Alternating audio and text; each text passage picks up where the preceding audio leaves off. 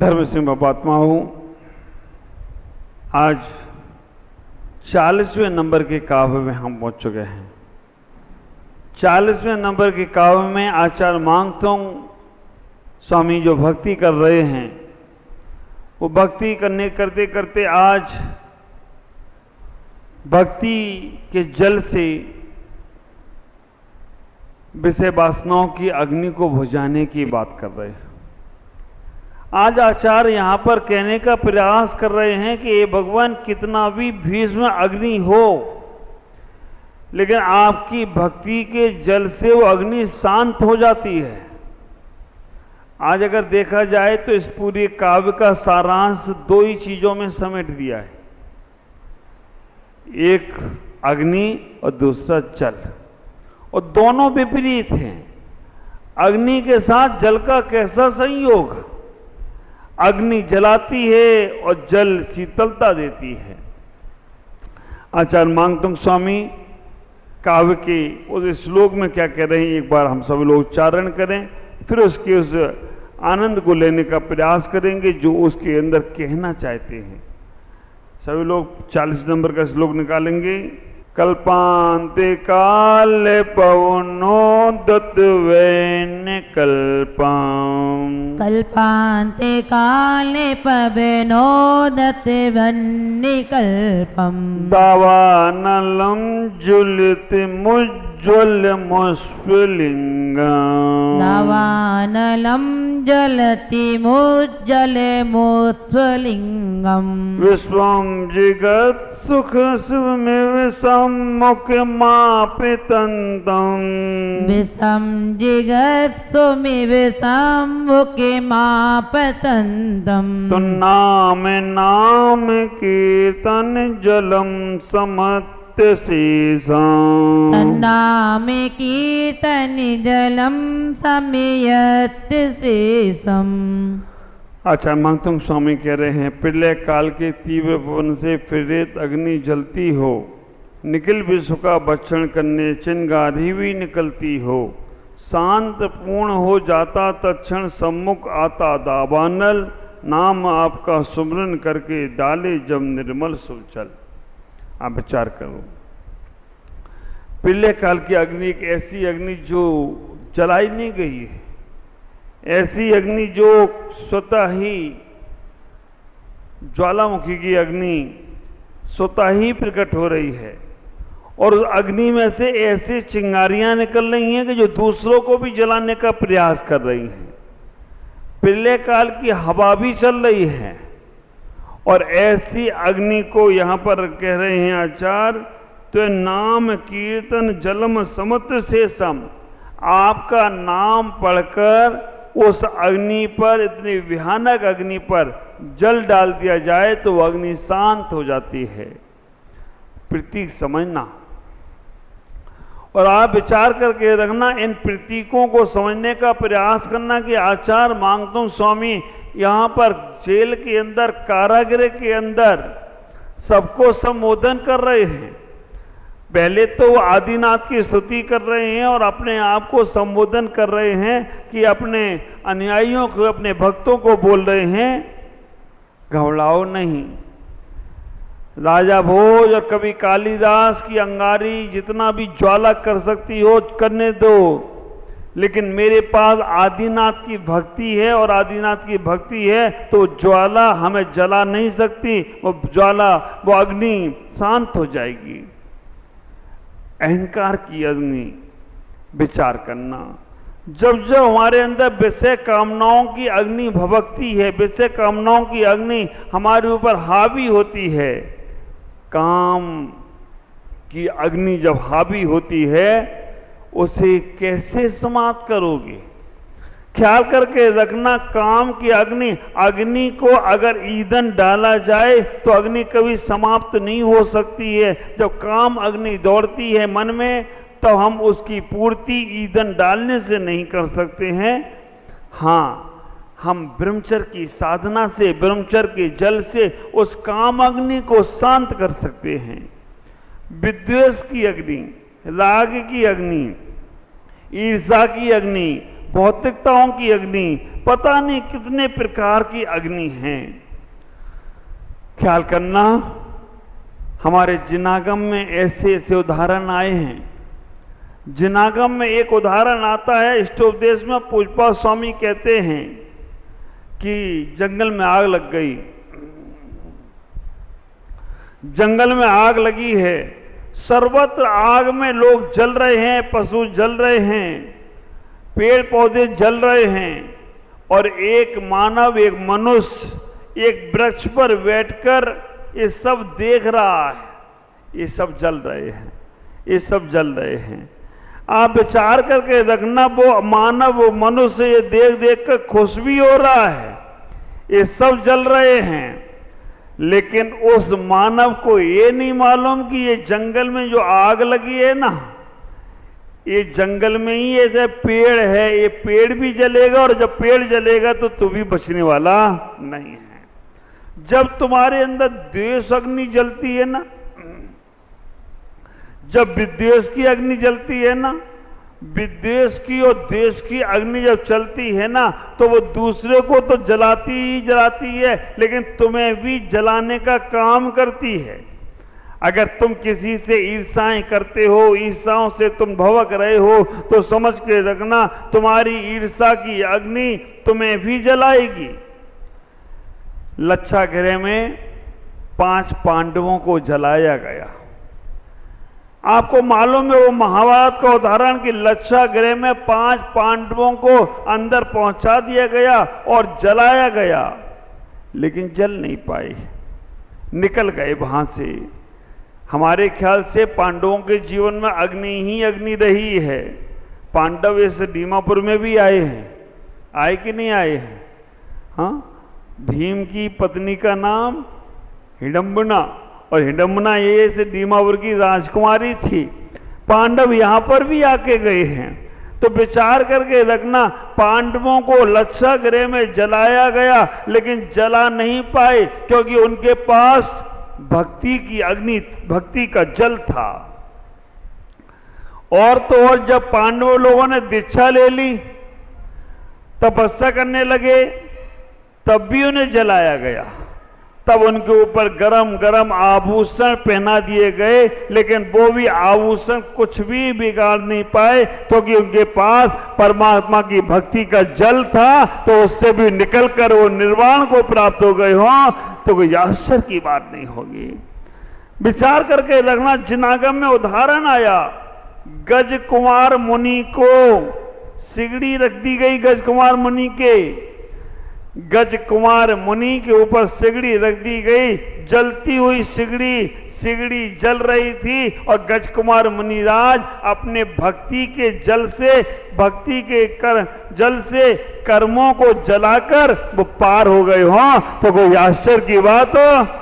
ख्याल करना, विचार करना, इतना ही सोचने का प्रयास करना कि कर्म अग्नि, कर्म अब बाहर की लोहे के गरम और आभूषण की अग्नि पांडवों को जला रही थी, लेकिन पांडव लोग अपने अंदर कर्म की अग्नि, कर्म को जलाने का प्रयास कर रहे हैं।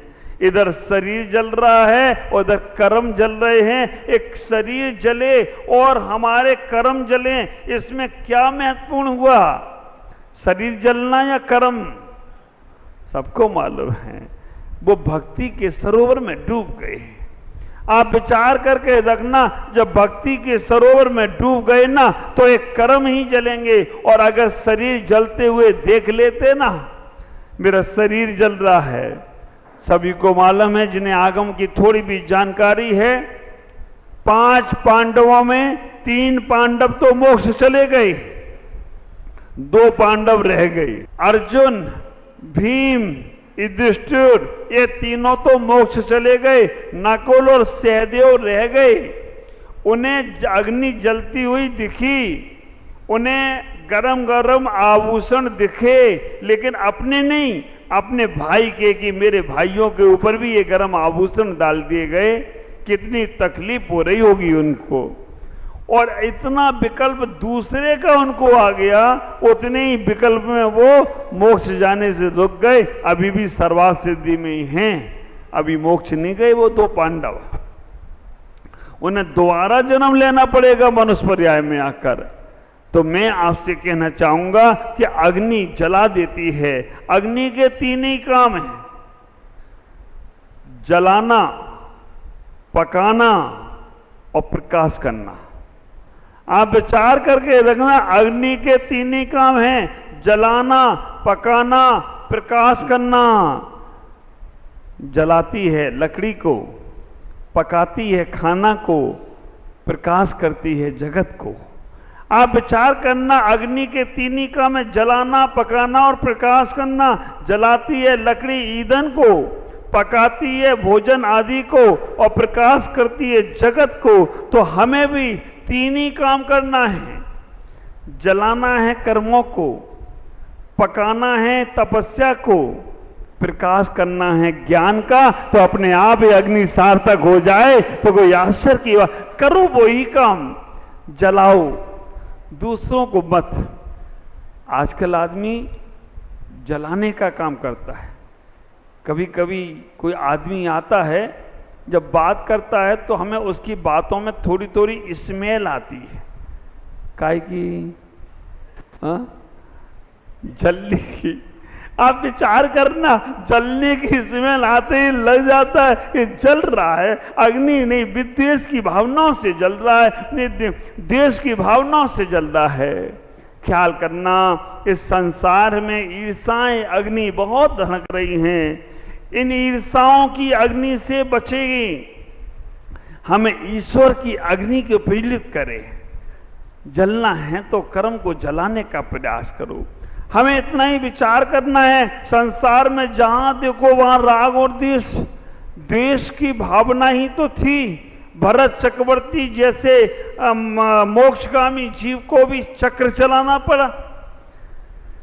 मेरा राज स्वीकार करो, नहीं तो मैं चक्र चला दूंगा। और इन्हें मालूम था ये चक्र परिवार पे नहीं चलता है। बाहुबली समझ गए, बाहुबली ने जाकर दीक्षा ले ली। भरत अहंकार में बैठा रहा, लेकिन फिर जाकर भरत ने भी जाकर नमन किया, नमस्कार किया। भरत ने जाकर कहने का प्रयास किया, मेरा कुछ भी नहीं है भाई, ये तो सब इस धरा का, इस धरा पर सब धरा रह जाएगा।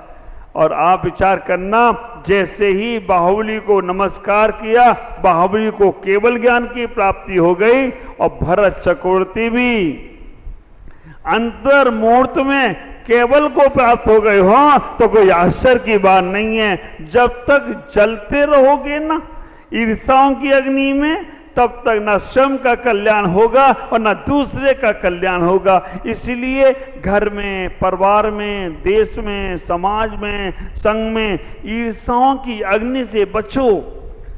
प्रेम का दीपक जलाने का प्रयास करो, प्रेम की वर्षा करने का प्रयास करो। एक बात का हमेशा ख्याल रखना, हम हैं, हमारे ही रहेंगे। सीता ने यही तो कहा था ना भगवान राम से, किसी धोबी के कहने से तुमने मेरा तो परित्याग कर दिया, लेकिन किसी और के कहने से अपने धर्म को नहीं छोड़ देना, अपने चारित्र को नहीं छोड़ देना, अपने संयम को नहीं छोड़ देना। और विचार करना, वो ही राम जो सीता के लिए लड़ाई किए थे, सीता को लंका से लाने के लिए लड़ गए थे, वही राम जब प्रेम था, प्रेम के उसमें थे, तो कब तक सीता के लिए लड़ते रहे। लेकिन जैसे ही मन में ईर्षा का, बेमनस्ता का, द्वेष का भाव आया, तो उसी सीता की अग्नि परीक्षा को चले गए। ख्याल करना, संसार है, लेकिन राम ने अपनी मर्यादा को कायम रखा, तो राम भगवान तद्भव मोक्षगामी हो गए। हो तो कोई आश्चर्य की, धर्म नहीं छोड़ा। मैं आपसे भी कहता हूं, घर में, परिवार में कभी झगड़ा हो जाए, समाज में कभी ऊंच नीच हो जाए, हमारे आपस में मन में कभी खटास पैदा हो जाए, धर्म नहीं छोड़ना। गुरु को नहीं छोड़ना, भगवान को नहीं छोड़ना।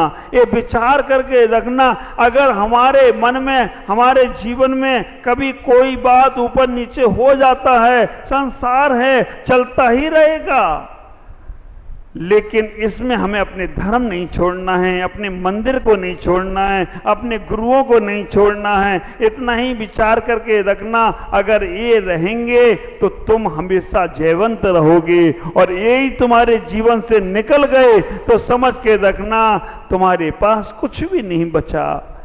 इतना ही विचार करना। कहते हैं सीता का भी अग्नि का कुंड बहते पानी का जलसा बन गया। भगवान राम को राग भी खतरनाक है।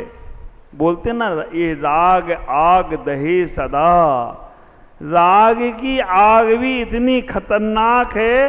राग आग है ना, हमारे ख्याल से देश से ज्यादा राग खतरनाक है। हाँ, आप जिससे राग करते हो उसे छोड़ नहीं पाते हो, और जिससे द्वेष करते हो उसके बिना रह नहीं पाते हो। हमारे भाई बच्चा भजन करता है ना, वो राजेश, नैनों में रहते हो, वो क्या है, वो नैनों में रहते हो और नजर नहीं आते हो। आप विचार करके रखना, इतना ही सोचने का प्रयास करना कि जिनको हम नहीं चाहते हैं वो हमारी नजर से दूर होते ही नहीं है, हमेशा निगाह उन्हीं पे रहती है। जिनको हम देखना पसंद नहीं करते, निगाह उन्हीं के ऊपर रहती है। और जब राग से ज्यादा द्वेष खतरनाक है, लेकिन राग भी खतरनाक है। अगर हमसे कोई गाली दे दे तो हम विचार करना उससे नफरत तो करते हैं, लेकिन जो हमें प्रेम करने लगे उसके प्रति राग का भाव होता है, उसके बिना हम रह नहीं पाते। इतना ही विचार करना। भगवान राम को राग था लक्ष्मण से, द्वेष था सीता को तो अग्नि परीक्षा ले ली, लेकिन राग था लक्ष्मण से, और लक्ष्मण से राग होने के कारण लक्ष्मण के प्राण निकल भी गए। उसके बाद भी 6 माह तक कंधों पे लेकर घूमते रहे, और 6 माह के बाद जब देवताओं ने उन्हें संबोधन किया तब उनका वो राग समाप्त हुआ, और राग समाप्त हुआ तो उन्हें निर्वाण की प्राप्ति हो गई। इस काव्य में आचार्य मांगतुंग स्वामी कह रहे हैं, हे भगवान, कितनी भी भयानक आग हो, बस आपका नाम स्मरण करते हैं तो वो जल अगर डाल दिया जाता है तो वो आग समाप्त हो जाती है। इसके प्रतीक को समझना, अगर तुम्हारे अंदर काम, क्रोध, मान, माया, लोभ, ईर्षा, वैमनस्यता की अग्नि है तो भगवान की भक्ति का शीतल जल उस पर डालने का प्रयास करो। एक बार अपने आप को आध्यात्मिकता से जोड़ो, भौतिकता से नहीं, आध्यात्मिकता से जोड़ो। क्या लाए थे, क्या लेकर जाओगे? इस धरा का सब ही रह जाने वाला है। इसलिए अपने अंदर समत्व भाव लाओ, अपने अंदर प्रेम का भाव लाओ, अपने अंदर समर्पणता का भाव लाओ। ये तुम्हारे जीवन में बहुत कुछ लाने का प्रयास करेगा। आज इतना ही कहूँगा कि आज के काव्य को आचार्य मांगतुंग स्वामी यहाँ कहने का प्रयास कर रहे हैं कि भगवान संसार की अग्नि हमें जलाती है, लेकिन आपकी भक्ति का जल उस अग्नि को समाप्त कर देता है। इसलिए मुझे अपनी भक्ति करते रहने देना, कभी भक्ति से हमें दूर नहीं करना। ओम नमः जगन्नाथ।